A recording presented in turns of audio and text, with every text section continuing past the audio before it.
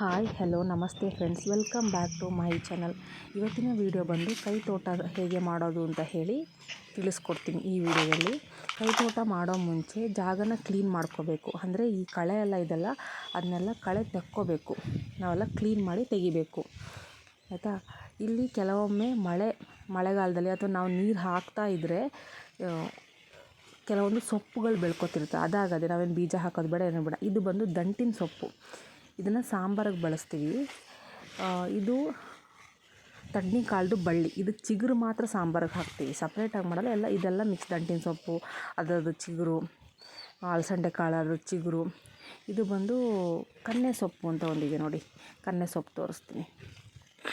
ಇದೆ ನೋಡಿ, ಇದು ಕನ್ನೆ ಸೊಪ್ಪು. ಇದನ್ನು ಕೂಡ ಸಾಂಬಾರಿಗೆ ಹಾಕ್ತಾರೆ, ಅಂದರೆ ಮಿಕ್ಸ್ ಮಾಡಿ, ಈ ಯಾವ್ದು ತೋರಿಸೋದು ಅದೆಲ್ಲ ಮಿಕ್ಸ್ ಮಾಡಿ ಸಾಂಬಾರಿಗೆ ಹಾಕ್ತಾರೆ. ಇನ್ನೊಂದು ಬರುತ್ತೆ ಮುಳ್ಳರೆ ಸೊಪ್ಪು ಅಂತ ಇಲ್ಲಿದೆ ನೋಡಿ.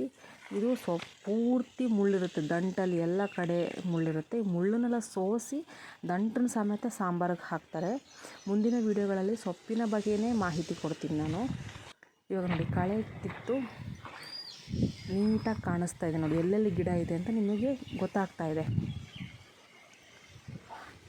ಸೊ ನಾವು ಜಾಸ್ತಿ ಮೆಣಸಿನ ಗಿಡ ಹಾಕ್ಕೊಂಡಿದ್ದೀವಿ, ಒಂದು 10-15 ಇರ್ಬೋದು ಮೆಣಸಿನ ಗಿಡ ನೋಡಿ. ನಮಗೇನಾದ್ರು ಮೆಣಸಿನ್ಕಾಯಿ ಬೇಕು ಅಂದರೆ ಬಳಸ್ಕೊತೀವಿ, ಇಲ್ಲಾಂದರೆ ಅದು ಹಾಗೇ ಬಿಡ್ತೀವಿ. ಅದು ಅಲ್ಲೇ ಹಣ್ಣಾಗುತ್ತೆ, ಅದನ್ನು ನಾವು ಕುಯ್ಕೊಂಬಂದು ಶೇಖರಣೆ ಮಾಡಿ ಇಟ್ಕೊತೀವಿ. ಇದು ಹೀರೆಕಾಯಿ ಬಳ್ಳಿ. ಸೊ ಹೀರೆಕಾಯಿ ಮನೆ ಬಳಕೆಗೆ ಅಷ್ಟೇ ನಾವು ಹಾಕ್ಕೊಂಡಿರೋದು, ಕೈ ತೋಟದ ಥರ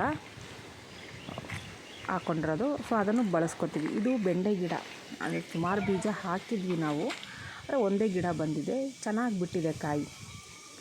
ಬೆಂಡೆ ಗಿಡ ನೋಡಿ, ಬೆಂಡೆಕಾಯಿ ನೋಡ್ತಿದ್ದೀರಲ್ಲ, ಇದರ ಪಕ್ಕದಲ್ಲೇ ಬೀನ್ಸ್ ಗಿಡ ಇದೆ. ಬೀನ್ಸ್ ಗಿಡನೂ ಅಷ್ಟೇ ಸ್ವಲ್ಪ ಬಳಸ್ಕೊಂಡಿದ್ದೀವಿ, ಸ್ವಲ್ಪ ಈಗ ಬಿಡ್ತಾ ಇದೆ ನೋಡಿ. ಇದನ್ನು ನೀವು ಸಿಟಿಗಳಲ್ಲಾದರೆ ಪಾಟ್ಗಳಲ್ಲೂ ಕೂಡ ಬೇಕಾದ್ರೆ, ಯಾಕಂದರೆ ಗಿಡ ಇದು ಬಳ್ಳಿ ಅಲ್ಲ, ಗಿಡನ ಬೆಳೆಸ್ಕೋಬೋದು. ಮೂಲಂಗಿ ಕೂಡ ಹಾಕಿದ್ವಿ, ಮೂಲಂಗಿ ಬಳಸ್ಕೊಂಡಿದ್ದೀವಿ. ನೆಕ್ಸ್ಟ್ ಟೈಮ್ ಮೂಲಂಗಿ ಹಾಕಿದಾಗ ಅಥವಾ ಹಾಕುವಾಗ ನಾನು ತೋರಿಸ್ತೀನಿ. ಇದು ಈ ಥರ ಫ್ರೆಂಡ್ಸ್ ಕೈ ತೋಟ. ಮನೆ ಹತ್ರ ಚಿಕ್ಕ ಜಾಗ ಇದ್ರೂ ನಮ್ಮ ಮನೆ ಬಳಕೆಗೆ ಏನೇನು ಬೇಕು ಅದನ್ನು ನಾವೇ ಚಿಕ್ಕದಾಗಿ ಹಾಕೋಬೋದು. ಮನೆ ಹತ್ರ ತರಕಾರಿ ಏನೇನು ಬೇಕೋ ಅದನ್ನೆಲ್ಲ ಬೆಳ್ಕೊಬೋದು. ತರಕಾರಿ, ಕೆಲವು ಸೊಪ್ಪುದು ಕೂಡ ಬೀಜಗಳು ಸಿಗುತ್ತೆ, ಬೆಳ್ಕೊಬೋದು. ನಾವೇ ನೀರು ಹಾಕ್ಕೊಂಡು ಬೆಳ್ಕೊಬೋದು. ಹಾಗೆ ಮುಂದಿನ ವೀಡಿಯೋದಲ್ಲಿ ನಾನು ನಿಮಗೆ ಕಾಳುಗಳು, ಯಾವ್ಯಾವ ಕಾಳು, ಯಾವ್ಯಾವ ಸೊಪ್ಪುದು, ಯಾವ್ಯಾವ ತರಕಾರಿದು ಅಂತ ಹೇಳಿ ತಿಳಿಸ್ಕೊಡ್ತೀನಿ. ಮುಂದಿನ ವೀಡಿಯೋದಲ್ಲಿ ನಾನು ಹಾಕೋದನ್ನು ಕೂಡ ವಿಡಿಯೋ ಮಾಡಿ ನಿಮಗೆ ಹಾಕ್ತೀನಿ.